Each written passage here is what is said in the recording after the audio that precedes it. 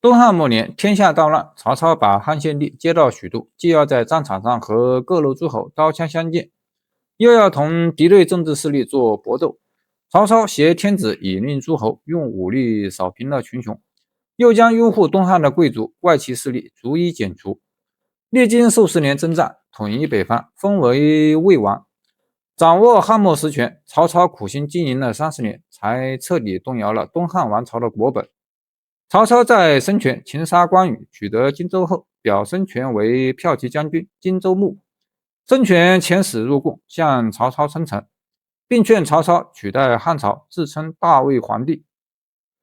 曹操见孙权来书，便是内外群臣，说：“这个小儿想把我放在炉火上烤吗？”曹操手下群臣趁机向曹操劝进。曹操说：“如果天命在我，我做周文王足矣。”当曹操的权力达到巅峰时，一个无法回避的问题也摆在了面前：天下尚未易主，他却已年事已渐高，魏国的未来该交到谁手中？外有强敌，内有甄氏与重臣，各方目光都悄然投向曹操身边的几个儿子，一场围绕继承人的暗流就在看似平静的权力顶端悄然展开。在曹操25个子嗣之中，先后出现于曹操视野里的主持候选人有4位：曹昂、曹冲、曹丕、曹植。最能当得太子的人选至少有2位：刘夫人所生长子曹昂和皇夫人所生曹冲。丙皇后所生的曹丕是曹操的次子，所生的曹植是曹操的第3子。曹昂死后，曹操还曾打算传位其庶弟曹冲。曹冲是个神童，5、6岁时智力已经有若成人，且天性仁厚爱人，看到别人一不小心犯了错，常常主动替他们想办法开脱求情，赖以济幼者前后数十。为此，曹冲深得曹操的宠爱。但曹冲13岁患病夭折，在他死后，曹操曾对曹丕说：“曹冲之死是我的不幸，但却是你的大幸。”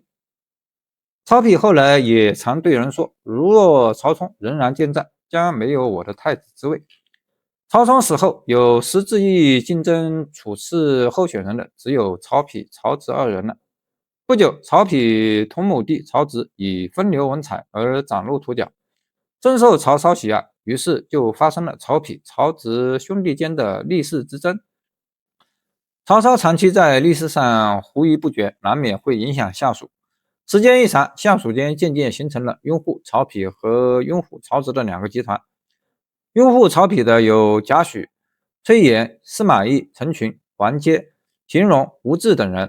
拥护曹植的有丁仪、丁义、杨修、孔贵、杨俊、贾逵、韩当纯等人。他们各自结为党羽，设计谋，造舆论，尔虞我诈，互相倾轧。拥护曹植的杨修出身东汉名门弘农杨氏，是个智谋过人的奇士，又身为曹操的主簿，消息特别灵通，对曹植十分有利。在他出谋划策之下，曹植在这场争夺战中渐占优势，尤其是机会能当上太子，但因为曹植行为任性，平时不注意节制自己，而且还醉酒擅闯司马门，终为曹操所不悦。建安22年，公元217年，曹丕运用各种计谋，在司马懿、吴质等大臣帮助下，在继承权的争夺战中战胜了曹植，被立为魏王世子。建安25年，公元220年正月，曹操乘谋背还军洛阳。同月庚子日，3月15日，曹操逝世于洛阳。曹丕乘邺城至洛阳，继任丞相、魏王。改建安25年为延康元年。初登高位，手掌大权的曹丕，面对突如其来的权力交接，心理上不免有些激动和自满意得。面对从曹操手中接管下来的国家，深感完成曹操复兴国力和实现统一之一志，将是他人生今后任重而道远的责任。曹丕从东汉末年纲纪紊乱的历史中吸取教训，迅速将权力集中在手，稳定政权局势。他深知只有加强巩固自己的集权，才能巩固自己的权力宝座的重要性。他一开始就从内部权力制衡着手，冷落和扶植自己的政治势力，重新分配在权力蛋糕上的占有份额，同时打击排除异己势力。2月壬戌日4月6日，任命贾诩为太尉，华歆为相国，王览为御史大夫，任命夏侯惇为大将军。此后，韦墨、扶余单于、燕齐、于舔王都各自派遣使者进贡。5月，册封投降的平邑山贼郑干、王肇为列侯，又命苏辙督军平定武威、酒泉和张掖的叛乱。7月，孙权派使者前来进贡，表示臣服。同月，命夏侯尚、徐晃与蜀将孟达里应外合，收复上庸三郡。武都的氐族首领杨溥率领本族人归附，居汉阳郡。甲午日9月5日，曹丕带着军队从洛阳驻扎在谯郡，在豫东以酒食慰劳六军和谯郡父老。公元220年10月，曹丕逼迫汉献帝交出国玺，在许都城外的繁阳亭上位给他，随后便向天下宣布称帝，